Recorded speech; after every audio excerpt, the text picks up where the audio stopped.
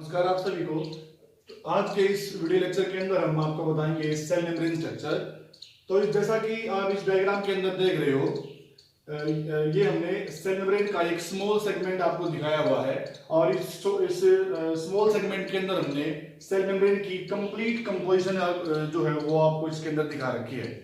Cell membrane जो है वो बेसिकली लिपिड से मिलकर बनी होती है और लिपिड के अलावा मेम्ब्रेन के अंदर कुछ अलग अलग तरह के प्रोटीन्स भी इसके अंदर एम्बेडेड होते हैं। तो डायग्राम के अंदर जैसा आप देख रहे हो, इसके अंदर हमने लिपिड के साथ साथ कुछ protein channel, glycolipid, glycoprotein, protein pump इसके अंदर आपको हमने दिखा रखे हैं। तो इसको भी जो है, तो मान लो ये सेल है, this is not a complete cell membrane, this is a small segment of the cell membrane. Suppose लो ये सेल है और हमने सेल मेम्ब्रेन और सेल की मेम्ब्रेन का मान लो हमने इतना हिस्सा ले लिया, तो ये समझ सकते हो आप कि हमने मान लो भी हमने सेल मेम्ब्रेन का इतना हिस्सा लिया और इसी पार्ट को हमने क्या कर दिया, आपको जूम करके दिखा दिया। ठीक है, हमने एक छोटा सा हिस्सा मेम्ब्रेन का एनलार्ज करके दिखा रखा है, लेकिन इतने पार्ट के अंदर हमने मेम्ब्रेन की हर तरह की कंपोजिशन को इसके अंदर इंक्लूड कर रखा है। तो जैसा कि आप डायग्राम के अंदर देख रहे हो, इसके अंदर हमने मेम्ब्रेन का एक कंप्लीट मैटर आपको दिखा रखा है। तो चलिए हम शुरू करते हैं। तो सबसे पहले मैं आपको बताऊंगा सेल मेम्ब्रेन का एक ओवरव्यू कि सेल मेम्ब्रेन जो है वो बेसिकली नेचर में कैसी होती है और उसकी प्रॉपर्टीज क्या होती हैं। सेल मेम्ब्रेन जो है, cell membrane is basically made up of phospholipid. Means cell membrane जो होती है वो सिंपली लिपिड से मिलके नहीं बनी होती। मेम्ब्रेन के अंदर जो लिपिड होता है वो होता है फॉस्फोलिपिड। लिपिड्स मतलब के फैट, और फैट जो होती है वो केमिकली ग्लिसरॉल और फैटी एसिड से मिलके बनी होती है। लेकिन सेल मेम्ब्रेन के अंदर मौजूद फॉस्फोलिपिड के अंदर लिपिड तो है ही है, साथ में उस लिपिड के साथ फॉस्फेट ग्रुप भी जुड़ा होता है। बेसिकली एक फैट जो होती है वो ग्लिसरॉल और फैटी एसिड से मिलकर बनी होती है, और ग्लिसरॉल एक ऐसा केमिकल है जो अपने साथ फैटी एसिड की 3 चेन को जोड़ सकता है। लेकिन सेल मेम्ब्रेन के अंदर मौजूद जो फॉस्फोलिपिड होता है, उस फॉस्फोलिपिड के अंदर जो ग्लिसरॉल का मॉलिक्यूल होता है, ग्लिसरॉल के मॉलिक्यूल के साथ यहाँ पे फैटी एसिड की 2 चेन जुड़ी हुई हैं और थर्ड पोजीशन के ऊपर फैटी एसिड की जगह यहाँ पे जुड़ा हुआ है फॉस्फेट ग्रुप। इसलिए सेल की मेम्ब्रेन जो होती है वो लिपिड से न बनके, मतलब सिंपल लिपिड से न बनके वो फॉस्फोलिपिड नाम की केमिकल से मिलके बनी होती है। मतलब सेल मेम्ब्रेन के अंदर जो लिपिड है उस लिपिड के साथ एक्स्ट्रा केमिकल की फॉर्म में फॉस्फेट ग्रुप भी जो होता है वो कनेक्ट होता है। एक तो जो एक पहली प्रॉपर्टी है मेम्ब्रेन की, एक तो ये है कि cell membrane is made up of phospholipids.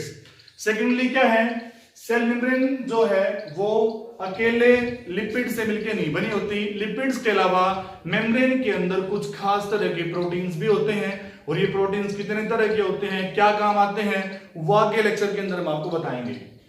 तो एक तो मेम्ब्रेन की कंपोजिशन के अंदर क्या होता है, एक तो मेम्ब्रेन जो होती है उसके अंदर फॉस्फोलिपिड्स होते हैं, साथ में कुछ अलग अलग तरह की प्रोटीन्स होते हैं। इसमें एक अलग तरह की, एक स्पेशल टाइप की फैट इसके अंदर और होती है फॉस्फोलिपिड के अलावा, और उस फैट को हमने नाम दिया है, this fat is called as the cholesterol.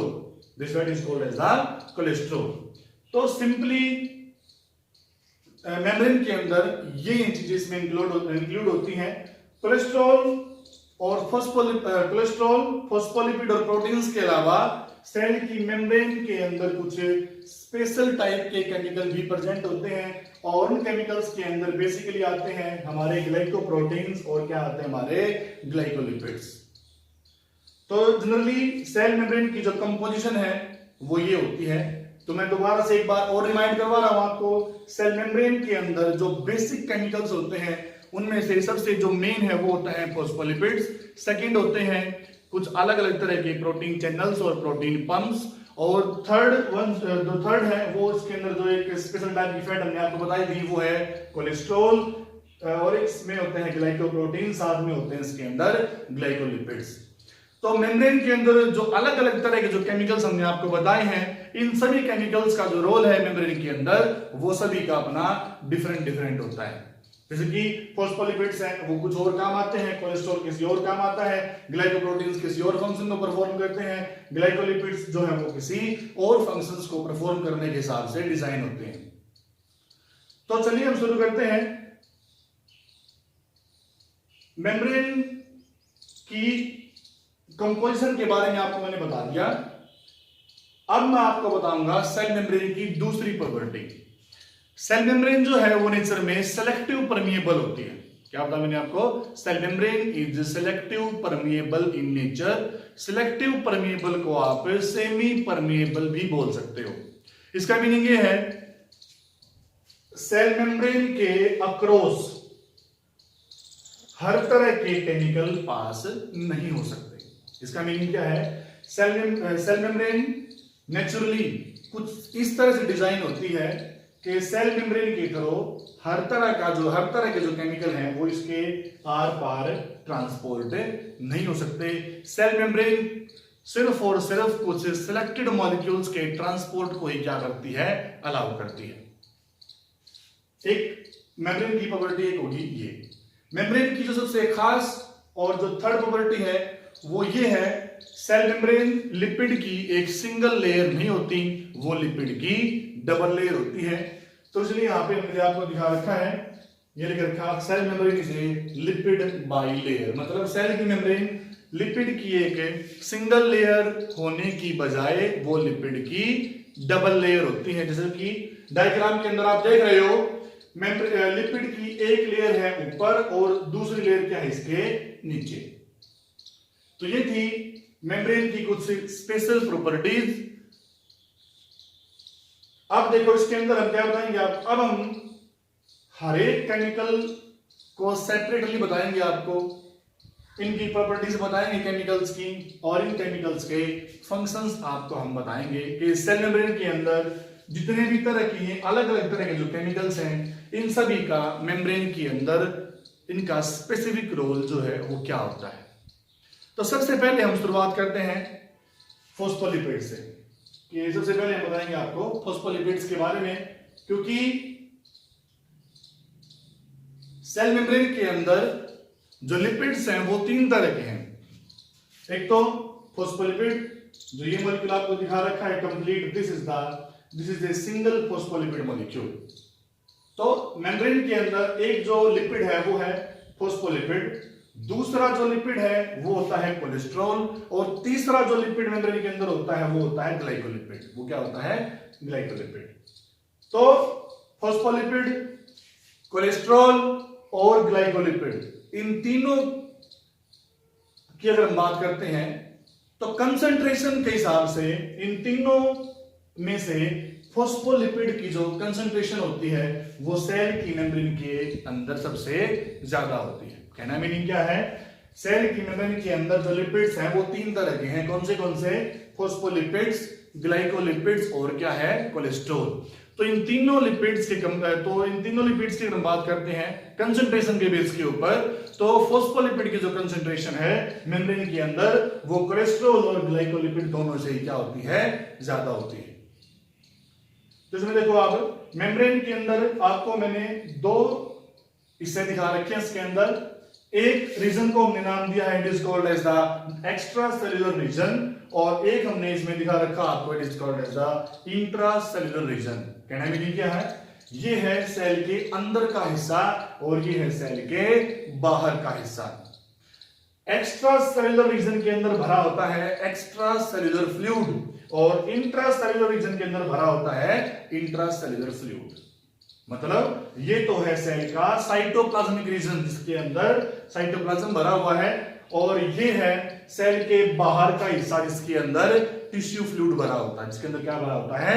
Tissue fluid. मतलब अब जैसे कि एक टिश्यू के अंदर बहुत सारी सेल्स होती हैं, टिश्यू जो होता है वो सेल का ग्रुप होता है, और टिश्यू के अंदर जो सेल ग्रुप होता है उन सभी सेल्स के बीच में इंटरसेलुलर स्पेस होता है, और उस स्पेस के अंदर जो फ्लूइड भरा होता है उसी फ्लूइड को हम क्या बोलते हैं? It is called as the extra cellular fluid. तो सेल के अंदर वाले हिस्से को हम क्या बोलते हैं? इंट्रा सेलुलर रीजन, और सेल के बाहर वाले हिस्से को हम बोलते हैं it is called as the extra cellular region.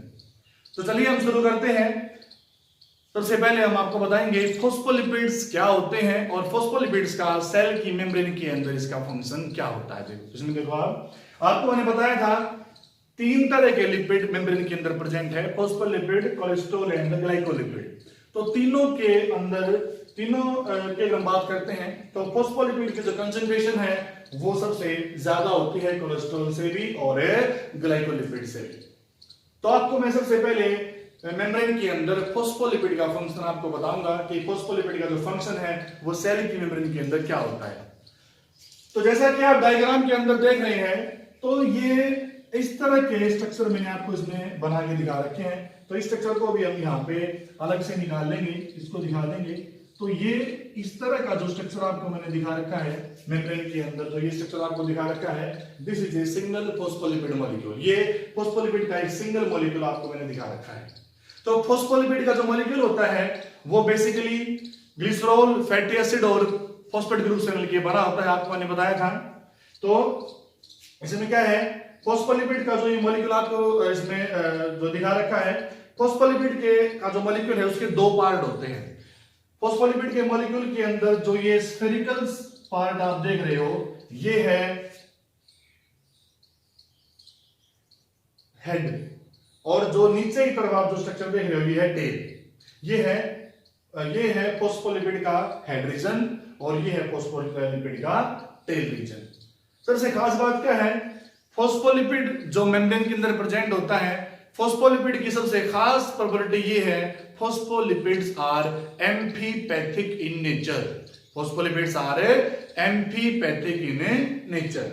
तो साइंस के अंदर हम एम्फीपैथिक सिर्फ उन्हीं मॉलिक्यूल्स को बोलते हैं जो मॉलिक्यूल्स अपना ड्यूअल नेचर शो करते हैं। क्या शो करते हैं? जो केमिकल अपना ड्यूअल नेचर शो करते हैं। देखो अब जो साइंटिफिकली अगर हम बात करते हैं तो दुनिया के अंदर जो मैटर है वो 2 तरह के हो सकते हैं।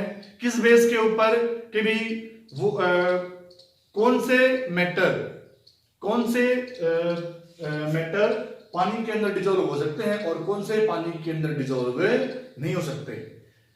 तो जो केमिकल पानी के अंदर डिजोल्व नहीं हो सकते they are called as a non polar, और जो पानी में डिजोल्व हो सकते हैं they are called as a polar. तो कहने मीनिंग ये है, तो पानी में सिर्फ पोलर टाइप के सब्सटेंसेस डिजोल्व हो सकते हैं, पानी के अंदर नॉन पोलर टाइप के जो केमिकल्स हैं वो डिजोल्व नहीं हो सकते। और फॉस्फोलिपिड के मॉलिक्यूल को हमने नाम क्या दिया, हमने इसको बोला कि फॉस्फोलिपिड्स जो होते हैं they are amphipathic in nature. मतलब फॉस्फोलिपिड का जो मॉलिक्यूल होता है उसका आधा हिस्सा जो होता है वो पानी के अंदर डिजोल्व हो सकता है, जबकि आधा हिस्सा जो है वो पानी के अंदर डिजोल्व नहीं हो सकता। और साइंस के अंदर उन केमिकल्स को हम नेचर में एम्फीपैथिक बोलते हैं जो नेचर में हाइड्रोफिलिक भी हो और जो नेचर में हाइड्रोफोबिक भी हो। हाइड्रोफिलिक का मतलब होता है वाटर लविंग और हाइड्रोफोबिक का मतलब होता है वाटर हीटिंग। तो इसमें क्या है, फॉस्फोलिपिड के अंदर फॉस्फोलिपिड का जो हेड रीजन है ये है नेचर में हाइड्रोफिलिक, मतलब means it can dissolve in water, और जो टेल है फॉस्फोलिपिड की वो है नेचर में hydrophobic, means it can not dissolve in water.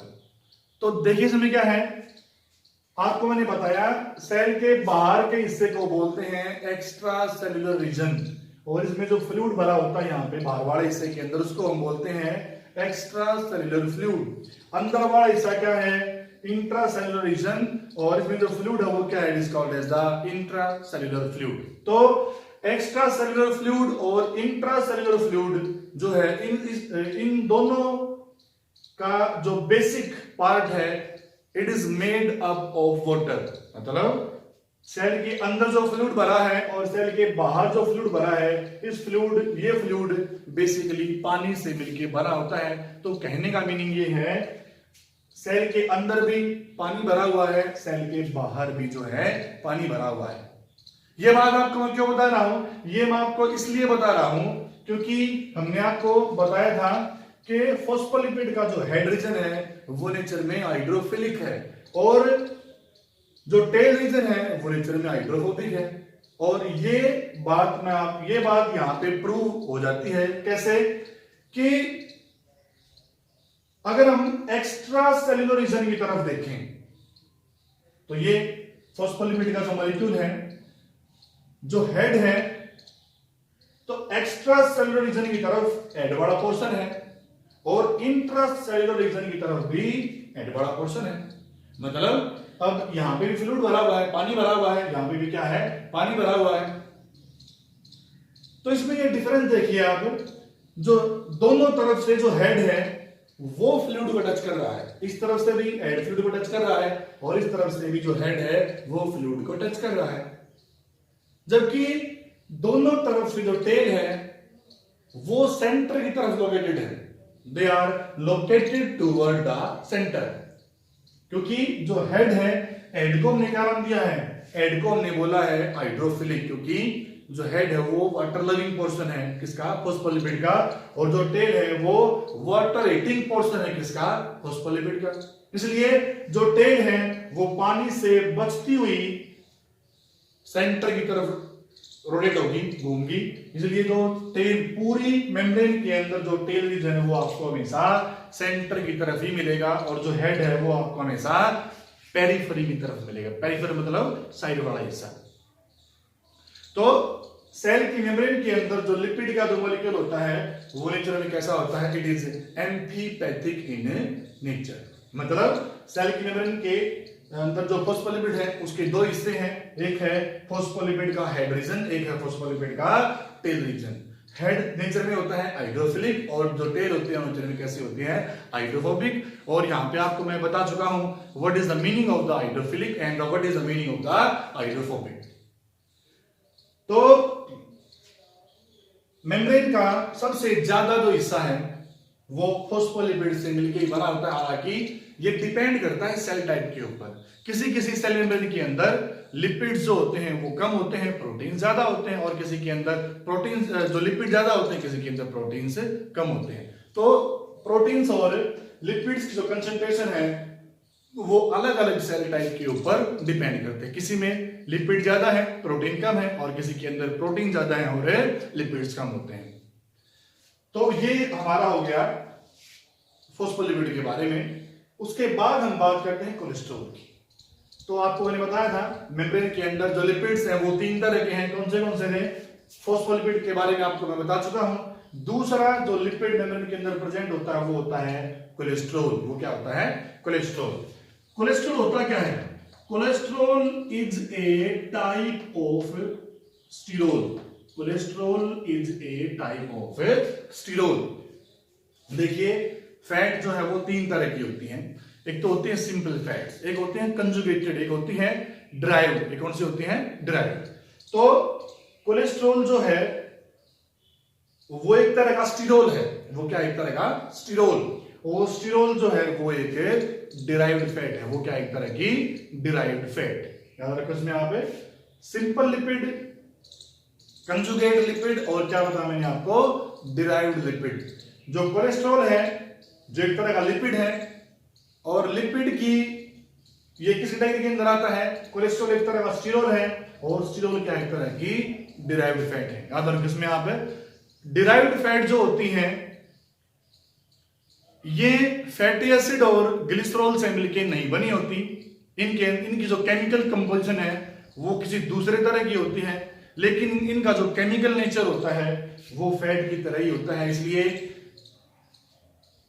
Sterol को भी हम फैट वाली कैटेगरी के अंदर क्या करते हैं? इंक्लूड करते हैं। ठीक है।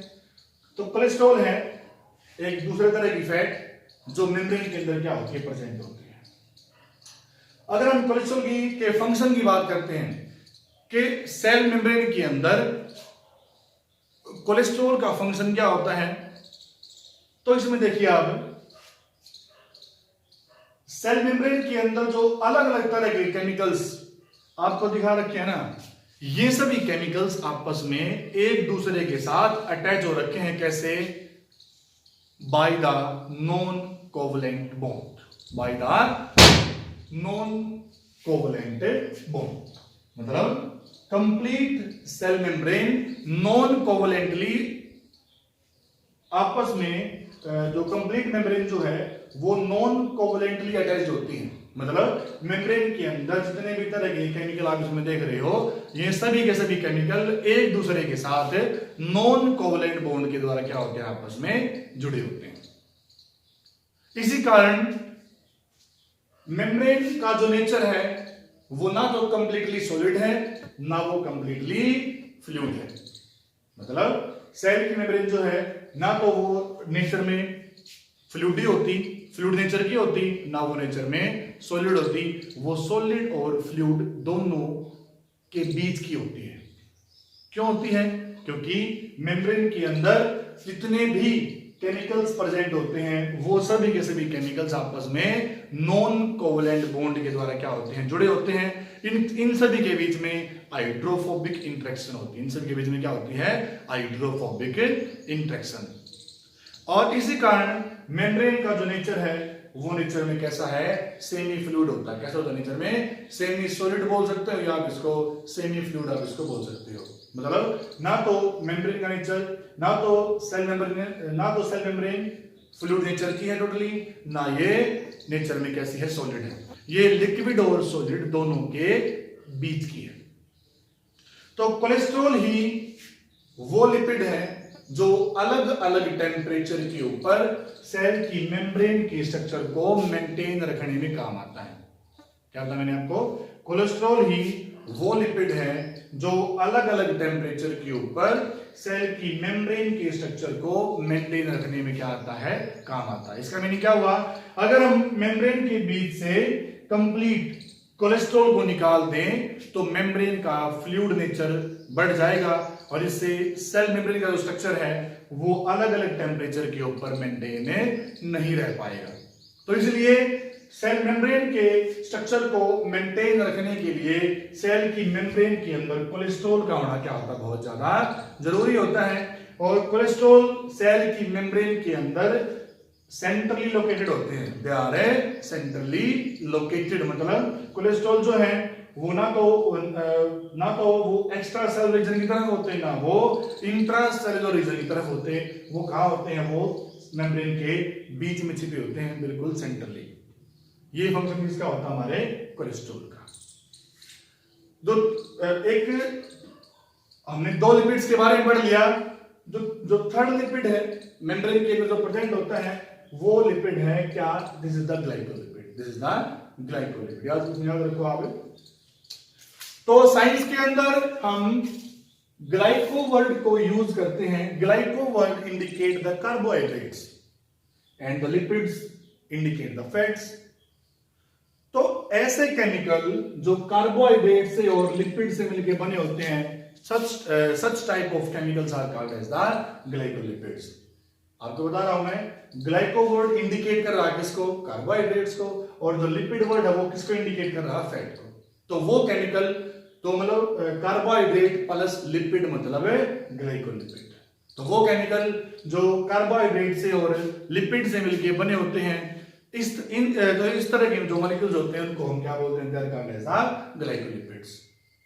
तो ग्लाइकोलिपिड जो है वो कंप्लीटली फैट से मिलकर तो नहीं बने हैं, क्योंकि इसके अंदर आधा पोर्शन जो होता है वो किसका होता है? कार्बोहाइड्रेट्स का।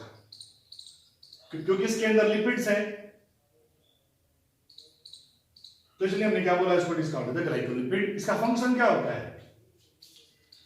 ग्लाइकोलिपिड जो होते हैं वो मेम्ब्रेन की सरफेस के ऊपर एक रिसेप्टर के तौर पे काम आते हैं। किसके तौर पे काम आते हैं? एक रिसेप्टर के तौर पे काम आते हैं।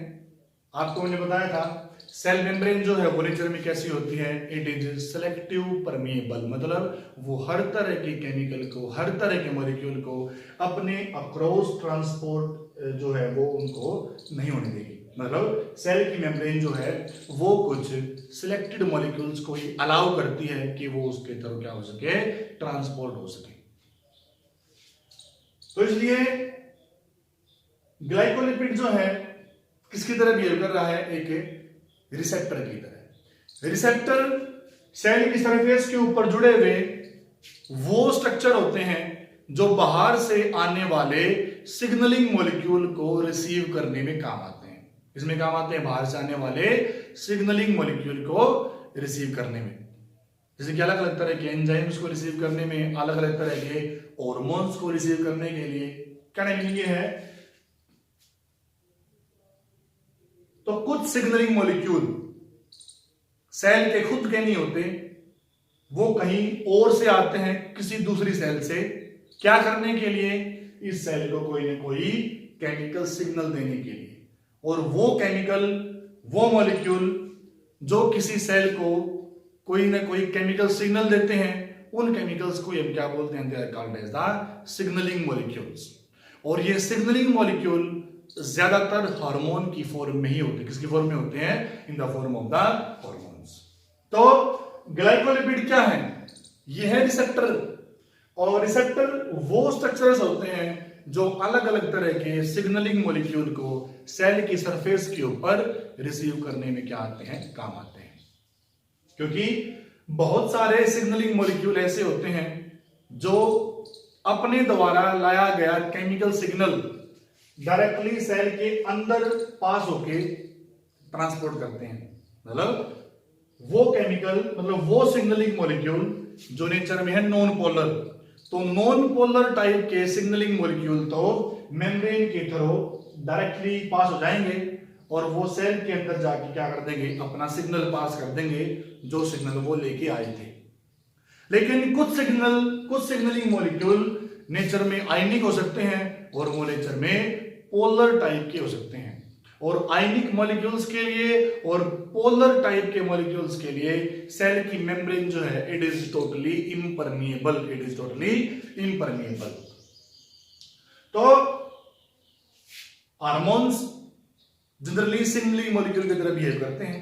और हार्मोन्स जो है वो मेनली दो तरह के होते हैं। एक तो होते हैं पेप्टाइड हार्मोन, एक होते हैं स्टीरॉयडल हार्मोन। कौन से होते हैं? एक तो होते हैं पेप्टाइड हार्मोन और दूसरे होते हैं कौन से?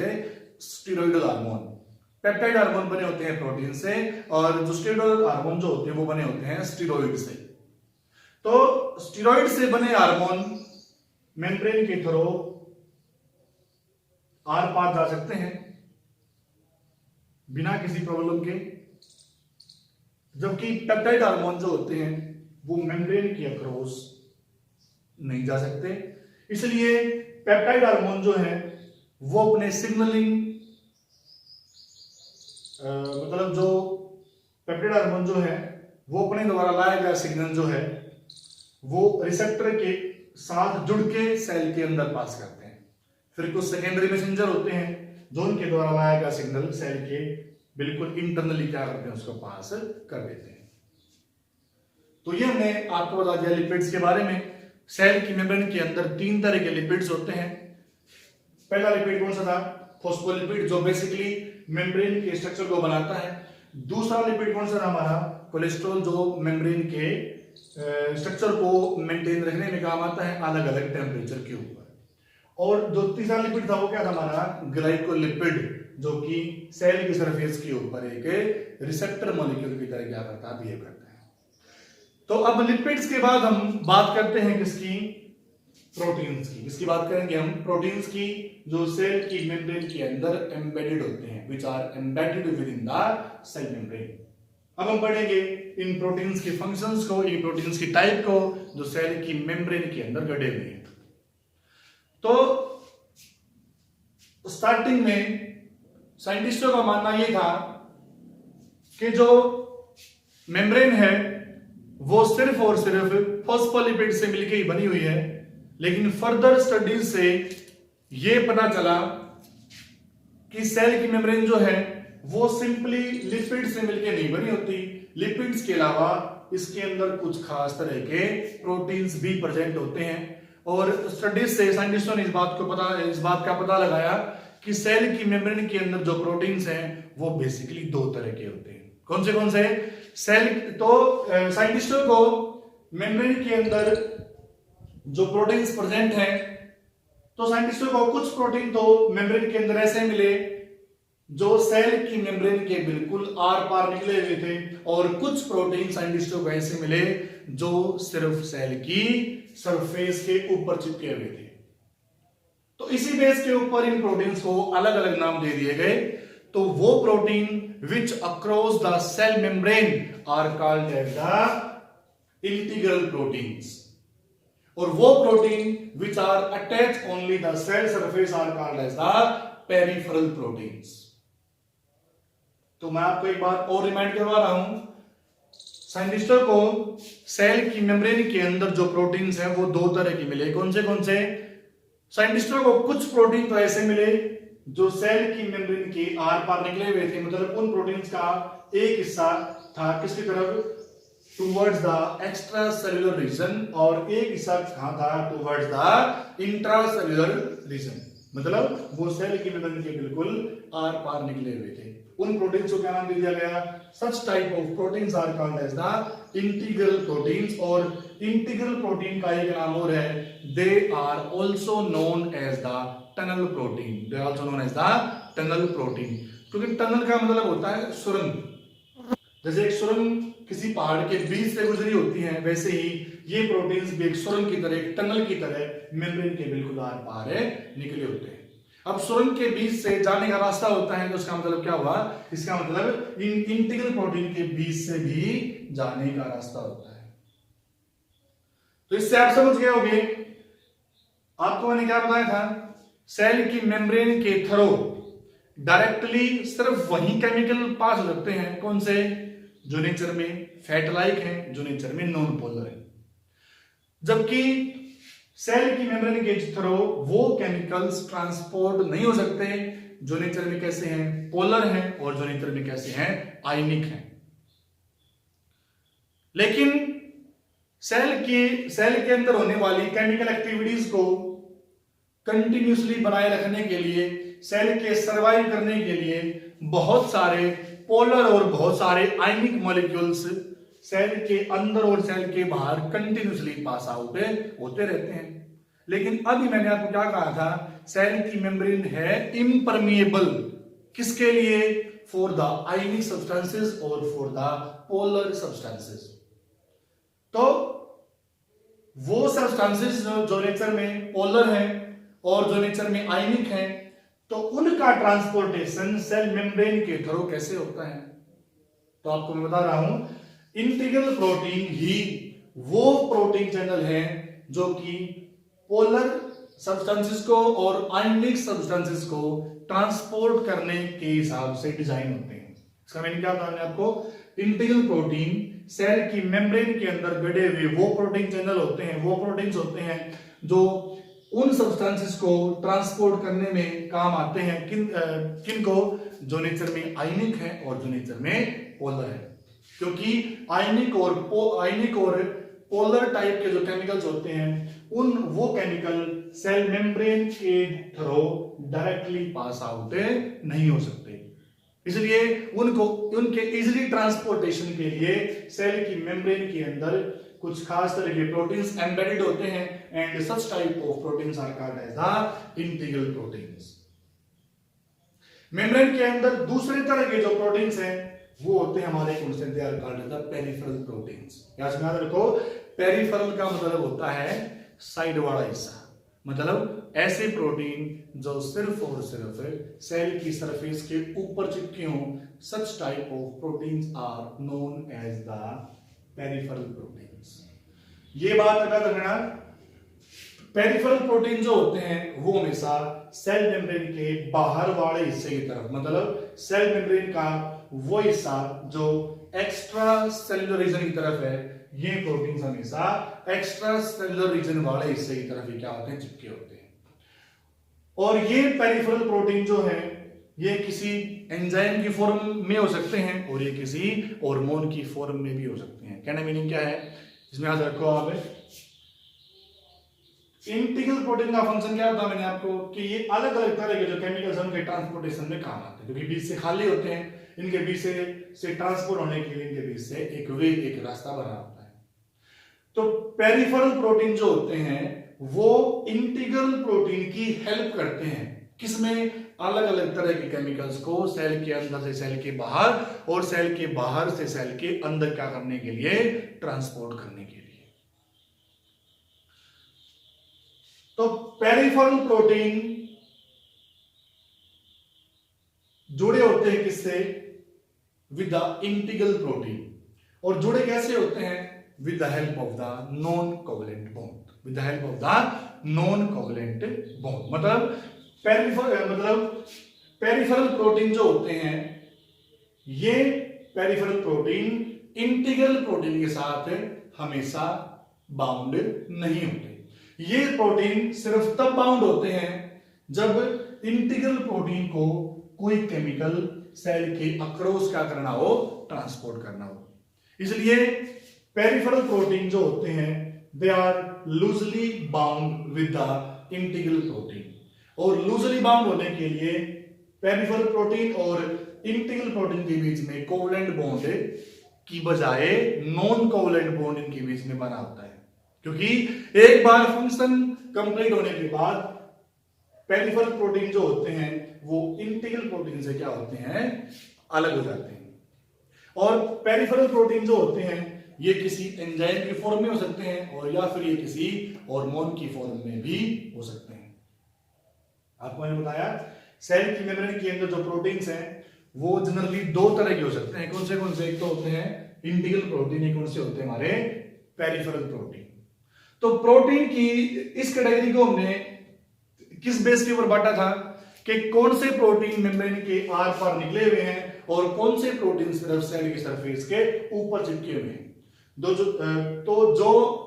तो वो प्रोटीन जो मेम्ब्रेन के अक्रॉस हैं उनको तो हमने क्या नाम दिया था? Called as the integral protein. और जो सिर्फ सेल सरफेस के ऊपर जुड़े हैं they are called as the peripheral proteins. मतलब इंटीग्रल प्रोटीन को हमने क्या नाम दिया है? इंटीग्रल प्रोटीन को हम प्रोटीन चैनल भी बोल सकते हैं। क्या बोल सकते हैं? Integral proteins are also known as the protein channels. अब ना मेम्ब्रेन के अंदर जो प्रोटीन्स हैं, तो कुछ प्रोटीन तो मेम्ब्रेन के अंदर एक चैनल की तरह बिहेव करते हैं और कुछ प्रोटीन सेल की मेम्ब्रेन की तरह एक पंप की तरह बिहेव करते हैं। तो प्रोटीन चैनल में और प्रोटीन पंप के बीच में क्या होता है? डिफरेंस होता है। डिफरेंस क्या होता है? तो प्रोटीन चैनल वो ट्रांसपोर्टर हैं जो एनर्जी इंडिपेंडेंट होते हैं। क्या बताया मैंने आपको? तो प्रोटीन चैनल वो मॉलिक्यूल ट्रांसपोर्टर हैं जो मॉलिक्यूल्स को ट्रांसपोर्ट करने के लिए एनर्जी के ऊपर डिपेंड नहीं करते। मतलब इन चैनल के थ्रू अलग अलग तरह के जो केमिकल्स हैं, अलग अलग तरह के जो मॉलिक्यूल्स हैं, वो अपनी कंसंट्रेशन ग्रेडियंट के हिसाब से पास हो सकते हैं। मतलब वो हायर कंसंट्रेशन से लोअर की तरफ इजीली इन चैनल के थ्रू क्या पास हो सकते हैं। जबकि प्रोटीन पंप जो होते हैं they are energy dependent. They are energy dependent क्यों होते हैं? क्योंकि प्रोटीन चैनल के थ्रू कोई मॉलिक्यूल सिर्फ और सिर्फ हायर कंसंट्रेशन से लोअर कंसंट्रेशन की तरफ पास हो सकता है, जबकि प्रोटीन पंप जो होते हैं वो मॉलिक्यूल्स को उनकी कंसंट्रेशन के अगेंस्ट भी पास कर सकते हैं। मतलब फ्रॉम दियर, मतलब प्रोटीन पंप जो है वो मॉलिक्यूल्स को उनकी लोअर कंसंट्रेशन से उनकी हायर कंसंट्रेशन की तरफ भी क्या पास है कर सकते हैं। तो ये बिल्कुल सिंपल सी बात है। अगर कोई चीज डाउन द कंसंट्रेशन आ रही है तो वो अपने आप आएगी बगैर एनर्जी के। अगर कोई मॉलिक्यूल उसकी कंसंट्रेशन के अगेंस्ट अगर वो नीचे से ऊपर जा रहा है तो उसके ट्रांसपोर्ट होने के लिए एनर्जी की रिक्वायरमेंट होगी। क्योंकि इसलिए तो प्रोटीन चैनल एनर्जी इंडिपेंडेंट क्यों होते हैं? क्योंकि इनके थ्रू जो मॉलिक्यूल्स हैं वो सिर्फ और सिर्फ हायर कंसंट्रेशन से लोअर की तरफ पास हो सकते हैं। और जबकि प्रोटीन पंप को हमने क्या नाम दिया है? एनर्जी डिपेंडेंट, क्योंकि इनके थ्रू कोई केमिकल सिर्फ और सिर्फ कंसंट्रेशन के अगेंस्ट पास होता है। मतलब ये मॉलिक्यूल्स को उनकी लोअर कंसंट्रेशन से उनकी हायर कंसंट्रेशन की तरफ पास कर सकते हैं। इसलिए प्रोटीन पंप जो होते हैं वो एनर्जी डिपेंडेंट होते हैं। और एनर्जी के लिए प्रोटीन पंप डिपेंड होते हैं किसके ऊपर? एटीपी के ऊपर। ये एटीपी से क्या करते हैं? एनर्जी ड्राइव करते हैं और एटीपी से जो एनर्जी ड्राइव होती है उसी एनर्जी का यूज करके ये मॉलिक्यूल्स को उनकी लोअर कंसंट्रेशन से उनकी हायर कंसंट्रेशन की तरफ क्या पास ये कर सकते हैं। आगे एक लेक्चर हम बनाएंगे और उस लेक्चर का नाम है सोडियम पोटेशियम एक्सचेंज पंप। उस लेक्चर के अंदर आपको बताएंगे कि प्रोटीन पंप जो होते हैं वो फंक्शन कैसे करते हैं और प्रोटीन चैनल जो होते हैं वो कैसे फंक्शन करते हैं। तो ये था सिंपली सेल मेम्ब्रेन के स्ट्रक्चर के बारे में। तो नेक्स्ट हम पढ़ेंगे उन मॉडल्स के बारे में जो सेल मेम्ब्रेन के स्ट्रक्चर को प्रूव करने के लिए अलग अलग साइंटिस्टों के द्वारा दिए गए थे। साथ में हम उन फिजिकल प्रोसेसेस के बारे में भी पढ़ेंगे जो सेल की मेम्ब्रेन के थ्रू क्या होते हैं, परफॉर्म होते हैं, जैसे कि डिफ्यूजन, जैसे कि ऑस्मोसिस, जैसे कि ये जो एक्टिव ट्रांसपोर्ट है, पैसिव ट्रांसपोर्ट है, एंडोसाइटोसिस है, एक्सोसाइटोसिस है, इन सभी को हम नेक्स्ट वीडियो लेक्चर के अंदर आपको